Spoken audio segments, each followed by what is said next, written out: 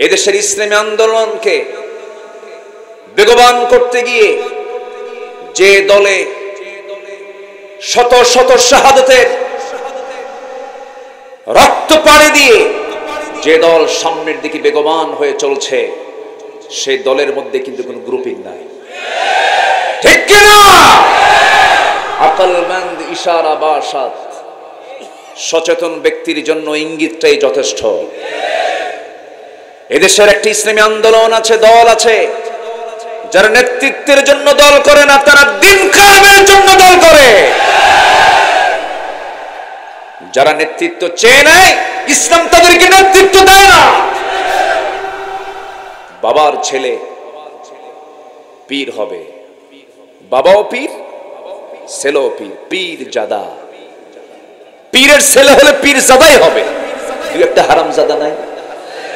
আসতে কয়, দুই একটা হারামজাদা আছে না নয়?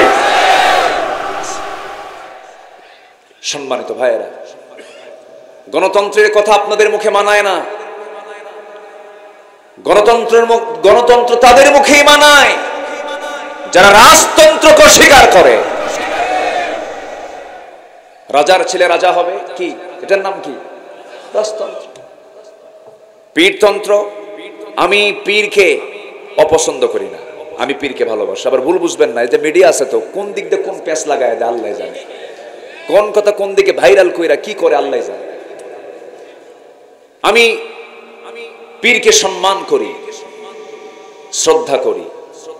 আমি এতগুলো নাম বললাম, এর মানে কি আমি তাদেরকে দোষারোপ করছি না, কিন্তু ভাইরে, দিন শেষে সবাই কবরবাসী, ঠিক কিনা? নিজেকে জেতানোর জন্য এত চেষ্টা করবেন না, ইসলামকে জেতানোর চেষ্টা করুন, নিজকে জেতানোর চেষ্টা করবেন না, ইসলামকে বিজয়ী করার জন্য চেষ্টা করুন। রাষ্ট্র কেমন করে পরিচালনা করেছেন, দেশ কেমন করে চালিয়েছেন, প্রত্যেকটি জায়গায় নবীর আদর্শ আছে না নয়? কিন্তু সেই আদর্শকে কিছু ব্যক্তি, কিছু মহল, কিছু দল, কিছু গোষ্ঠী সেই আদর্শকে, নবীর আদর্শকে সব জায়গায় মানতে চায় না, ঠিক কিনা? নামাজে মানতে চায়, দান সদকায় মানতে চায়, উযু গোসলে মানতে চায়, কিন্তু রাষ্ট্র গঠনে রাসূলের সুন্নাহকে মানতে চায় না।